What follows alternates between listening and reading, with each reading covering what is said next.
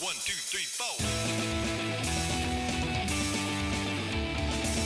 got thoughts running through my head. I got thoughts, can't you see? I got thoughts, the books I read. I got thoughts, won't you listen to me?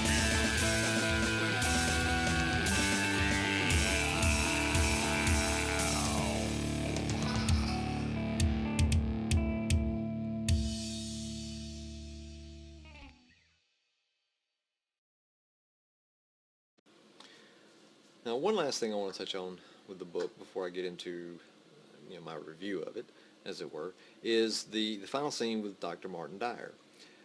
And as I've said before in some of the earlier videos, I didn't really have a handle on how involved I wanted Martin Dyer to be. I knew I'd begun when I wrote it. He was just going to be there as Jack's sounding board, treating Jack, similar to I think Andre Brower's character in House. I think the last season of House, where House kind of had to go through this psychological treatment, and that conversation. I like that dynamic. So that's, I think, why I started with Martin that way. But as I got on, I started to realize that Martin could and probably should have a greater role in it, and I also started to point out that they were friends before Jack went into his fugue state. I kind of created a relationship where before there might not have been when I might not have thought of that at first. In this final scene, Jack gives up, tells everything to Martin, including what happened to Ingram and him getting, and when Jack went to the cemetery. And again, if you've not read the book, you probably won't know what I'm talking about. But, go read the book. Go read the book.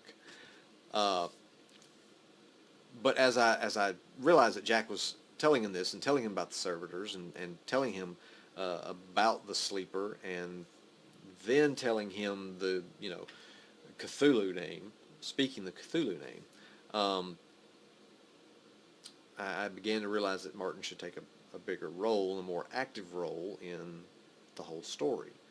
And that they should be friends. So that's kind of where at the end of the session, Martin goes, well, let's go grab dinner, which you wouldn't have thought of with just the relationship that I think they had in the first book. But by this book, I had recognized that Martin was going to be more important than when he started. My review of Drowned.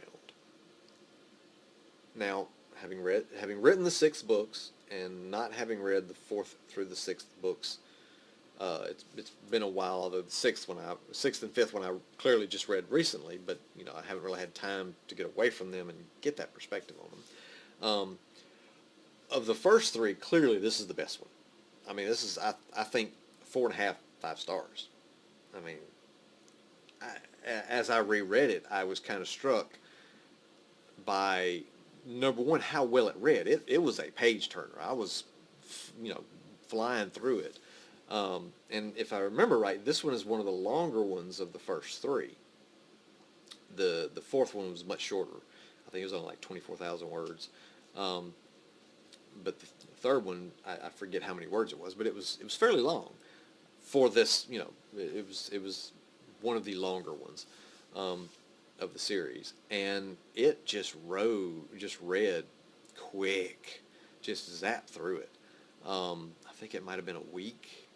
Granted, I had a holiday weekend last week, so I had a little extra time to read, but it read fast. And as I read it, I really liked there was some writing in there that I thought was really damn good. And as a writer, I'll just say, we are both the biggest egotists and the most insecure little babies.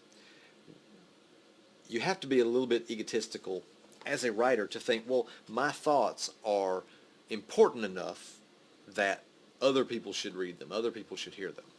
So you have to have that ego, but at the same time, you also are so damn insecure, you want people to tell you, oh man, that's the greatest thing I read. Oh, that's the best thing I read. Or I couldn't put it down. So we're constantly seeking out the attention while also having to have enough confidence that that attention is worthy, that we're worthy of that attention. So we're kind of an odd beast.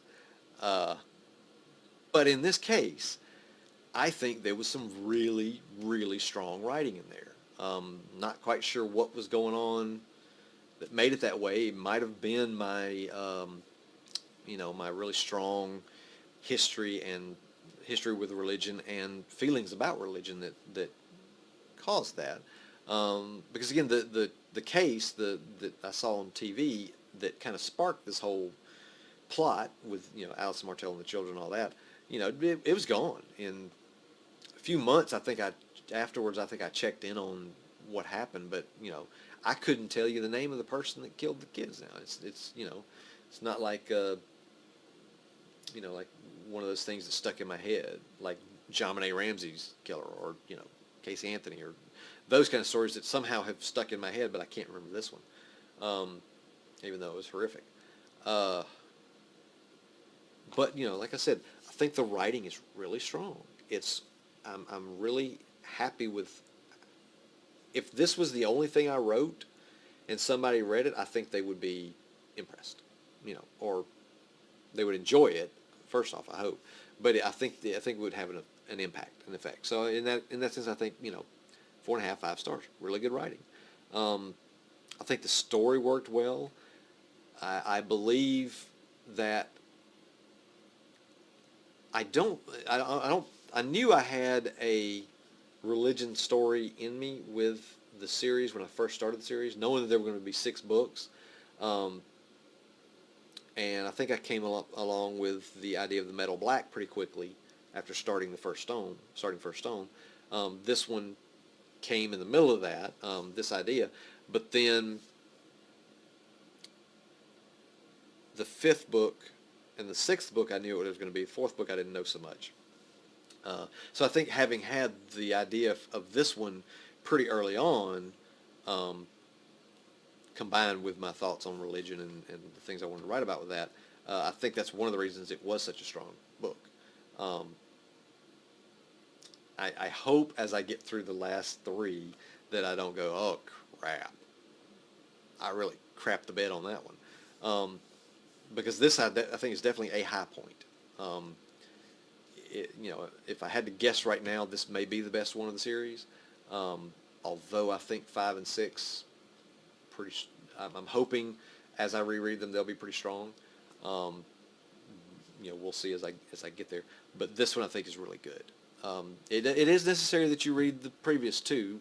I try to recap a little bit, but I don't think I don't think it necessarily stands on its own without some knowledge, without some context for some of it. But honestly, I think though if you just read this one by itself, I think it would still stand up. So like I said, I think I did good. That concludes episode 3 of The Author Has Thoughts. If you liked it, give me a like down there. If you want to subscribe, it's I think somewhere over here. And give me some comments. Give me a like or subscribe, and to see the rest of the videos. You can check the channel; they'll all be on there. If you'd like to buy the books, there's links down below in the description. Man, I always get that wrong. Down below in the description, buy the books. You can always follow me on social media. I'm on Twitter, Instagram, although I don't really do much Instagram stuff. And of course, there's here for more updates. And I keep the websites updated with things that come up, both for SteppingStoneCycle.com and BridgeChronicles.com. Thank you for watching, and I hope to see you next week.